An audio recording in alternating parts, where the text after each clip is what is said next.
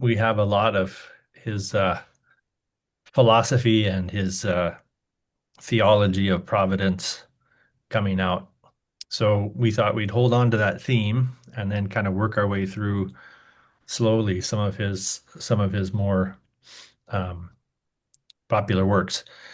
It was a tension to decide whether or not to go chronological or what, but I think we decided in this next set to go through the Vicar trilogy. So we'll do the all three of the Vicar series. So Annals of the Quiet Neighborhood is the first of those, and we'll focus today on the first five chapters or so, and kind of plow our way through there. But you'll see this theme emerging. You can't help it see it in MacDonald's works and in his life and his poetry. Everything about him is trying to um, assert that yeah, there are things that are wrong with the world, but God will mend everything.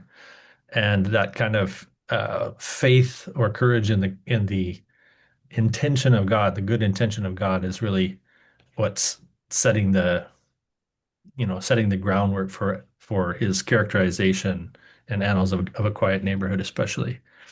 He's we've said before, he's kind of taking the experiment of that he did kind of autobiographically as, a young man in a hidden life, which we talked about before, and he's kind of extending it out into the life of a vicar, and he's answering the question if, in a way, what role can we play in that great providence of God? Can we work with God? And the way he tells the story is kind of how he answers it. So, but welcome everybody, and we can set up some housekeeping stuff. Yeah, so Michael will speak for about 15 minutes just to give us some food for thought. You can see in the document he's been spending a lot of time thinking and writing comments. So I know the last few weeks he's been really um, focused on these chapters. So we'll give him a chance to share some of his thoughts and think of questions. Feel free to interrupt or put comments in the chat or the document. And then we'll do some breakout rooms, just smaller groups to give people a chance to kind of share their ideas just with a group of 2, 3, 4 people. And that will be for about 15 minutes. And then we'll come back to the main group just to hear what people thought and continue the discussion in a bigger group. So if everyone has access to the document, if you wish, you can follow along in the document. And any questions? Can everyone hear okay and see okay? Yes. Excellent. So there's like a bazillion things going on in anything that George MacDonald does. Um, what I love about his mode of didactic, and he does get up on a little stump and preach now and then, but he gives you warning, like there's steps up onto the stump. So when you're reading him, you'll get the sense of him kind of throwing out a line and then backing up a little bit and then fleshing it out. And you've got these, incredible little sermonettes. Um, and really he's in a way, it's kind of like driven by his posture here as a reflective, sometimes cantankerous old man. He's not an old man when he wrote this. He's 33 or something, right? So, but he's writing as if he's an old man. This precedent is old. I mean, so we think of like the Vicar of Wakefield in 1766, which is really kind of the template or the form of this memoir by a vicar in a small English village. It was also made into a three-act play in 1850. So I'm thinking probably George MacDonald had a lot of George Wakefield, or sorry, had a lot of Vicar Wakefield by Oliver Goldsmith in his thoughts. And there's a lot that Annals of a Quiet Neighborhood resembles in that regard. It's light, humored at the entry. You're getting a sense of kind of how quaint and how character filled, character capital C, all his village life is. Everybody's a character. And later on it gets more and more heavy and deeply reflective and kind of spiritually guided in that sense. So true of both. Um, The Vicar of Wakefield was also hugely popular, you know, hundreds of editions. It was really, and you're like 1766. Okay, that's a long time ago. And it's really setting a good precedent for this perspective. Because I was thinking, oh, this is interesting to get behind the parson in the church and to get what he's thinking about all of his parish and his people. His posture, of course, is of care, and one of the things that we see with MacDonald specifically is this desire to show, paint, in a way, a revelation of that care of God, even in a way in the image or in the vicar of Christ, in the representative on earth. So it's kind of the principle of, well, if I, being alloyed in my desires and duties and passions, can care even just a little bit, then that should point you to a deep care and intention in providence, that there is a God, there's a Father who cares much better than the narrator in this. But the narrator himself is, in a way, the exception that disproves the rule, that nobody cares, it's ruthless, it's a world that's cold. So he's drawing us into a very relational, intentional reality. So this image, signing the possibility that there's a God with good intentions, is what McDonald's believes that good fiction is for, actually. I mean, he really actually believes that the stories that we tell can be the embodiment of those things. So, and I was puzzling over this because we kind of take it as an assumption, like, oh yeah, we can learn things from stories, we can learn things from characters and stories, and even moral lessons, right? So this is a preponderant in McDonald. And we take it pretty much for granted that, pastors tell stories and we're supposed to get lessons from them, and parables carry stories and stuff. And then I ran across this thing a couple of weeks ago, by Roland Barthes, writes about a lot of things, but he's a philosopher and he wrote about his experience in Japan. And I did not know that the Japanese language treats characters in fiction differently than we do in English. So they differentiate, as we do, between animate and inanimate objects or things, but they ascribe to fictional characters inanimate status. So all the verb forms uh, follow that of a human product. So, and that got me thinking. I mean, obviously the ceaseless comparison with McDonald here, who is at the other end of the spectrum, literally, that basically there is no moral formation without story. Like, you have a story that is the story of your life, and fiction is just one more thing that you have made with what God has made that you can make something good of, including, in a way, digesting what you've learned from story, but also inhabiting the lives, real lives of fictional characters. So they have this transformative capacity, and that's not universal. That's not something where we can just say, well, everybody would think that way, that you could. I mean, I have a lot of good friends who like refuse to read fiction, and especially poetry. And you're like, how are we still friends? But the point is, at its extreme form, even in language, um, the possibility of perceiving a fictional character as a real life, as a person. And some of my best people in my life are fictional. So we take that as for granted, and I'm obviously leaning towards the McDonald way of seeing the world.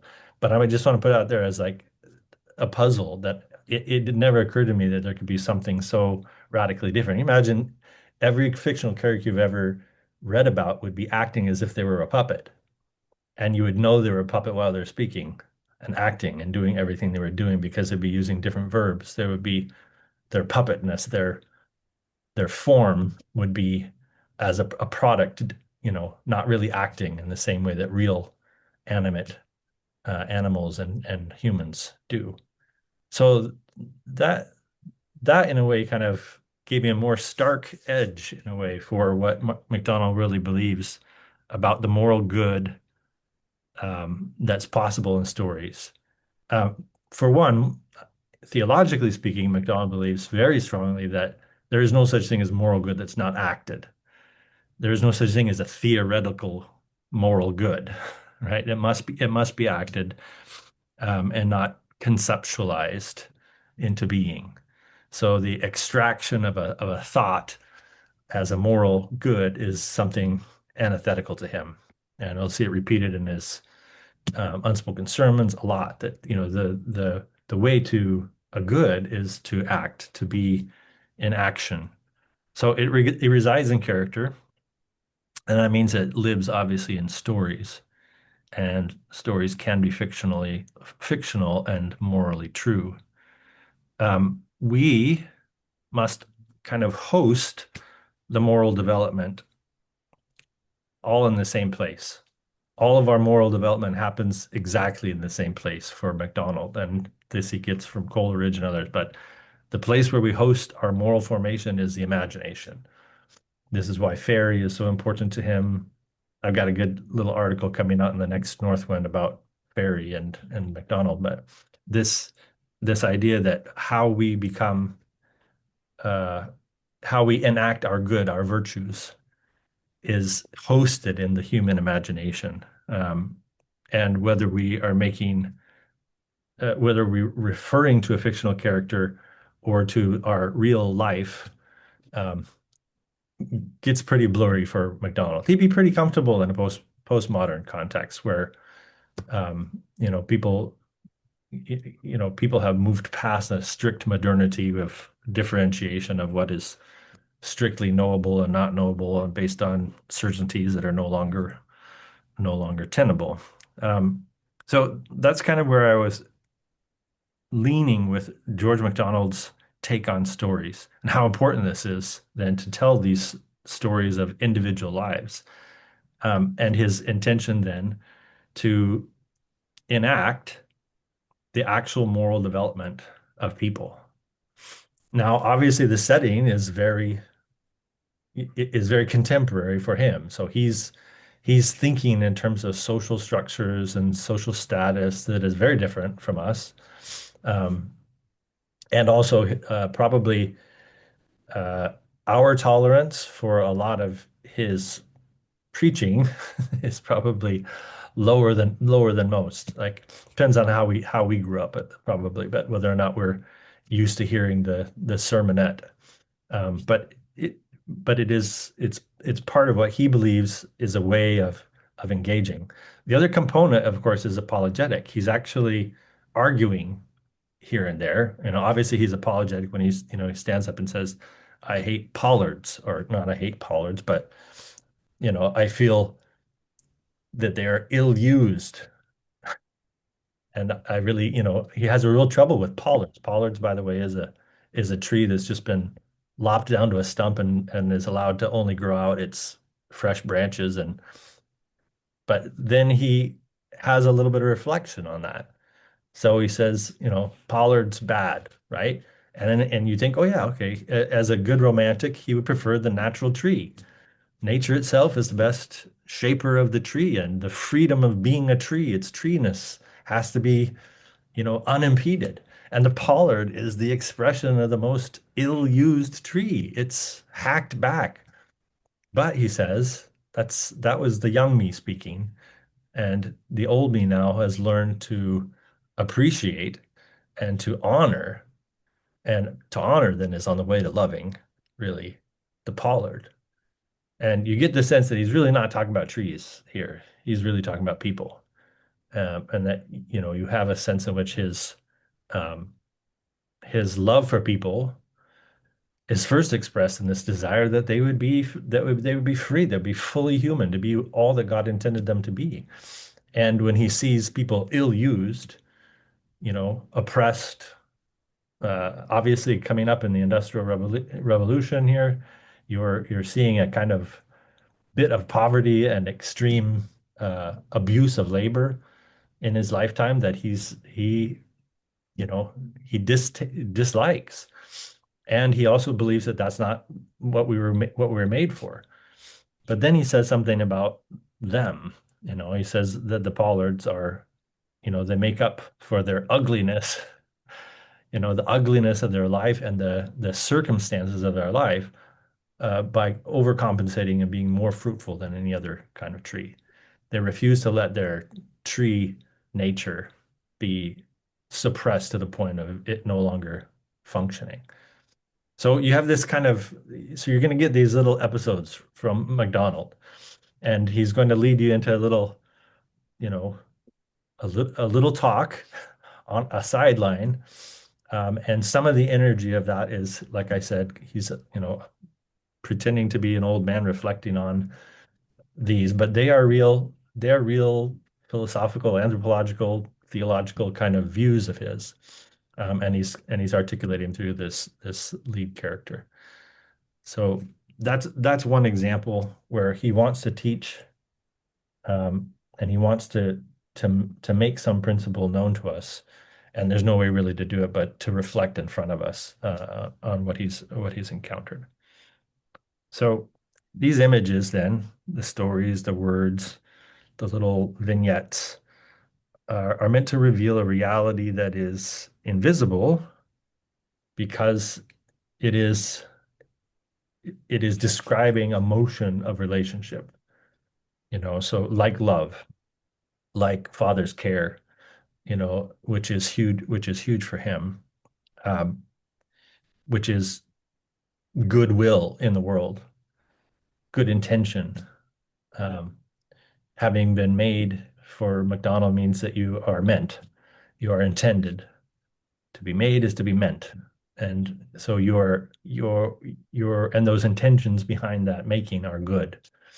And so everything he's doing is trying to reveal the pattern of that, which is a relationship between these people, these characters, and in those reveal something of the filial love of God, um, in the world, in the Christ story, in a way, in spite of, you know, the circumstances or the situation of the lives, which always entail a kind of suffering, the suffering of a pollard, to not be all that we can be, but to be everything we can be and are made to be despite the circumstances. So that again is what I see as his expression of the courage God mend all, the courage that comes from knowing that this is a story that we are in that is intended because there's an author that's made it. Um, a story retains and it prevents from being abstracted the vitality of lives, the intention of morality. If it is in a story, it cannot be mechanized. That's another aspect of it, where to keep a story or to keep a character in a story and to keep a truth in story form prevents it from being an abstraction. So he's not going to want to just separate into abstract uh, syllogisms. He wants to keep things in the form of the story so that the form of the story can inform the story of your life. So those are some seeds I'll throw out there. Obviously, we can take these in any direction. Um, but I thought that gives a good basis of where I think he wants to go with Annals of a Quiet Neighborhood, the precedents that went before, what he's really experimenting with the characters, and in a way, him playing the role of the author to see what he also learns about destiny, and providence. Destiny is right there in that first paragraph, by the way.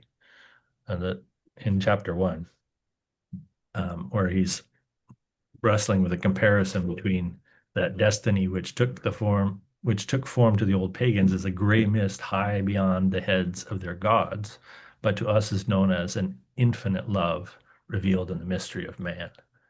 There's the contrast. So he's not thinking about mechanical motions. He's not thinking about only human agency. He's not thinking about a determinate web behind persons who have agency, like gods in the Greek pantheon. But he's talking about infinite love, that pattern, and that pattern is also person, not just born by a person, but that pattern is the person of Christ. So he is talking straight mystery here in the gospel kind of sense, and he's trying to get that across in this story form. So I hope you're enjoying this, because this is, I mean, it's a lot of fun to me, because when we visit England, we encounter a lot of characters, capital C, and it might be particularly British quality to become a character, or you have a personality that strives to become a character. I mean, in America, we like to think of ourselves as opinionated, but to be a character and to be opinionated are two very different things.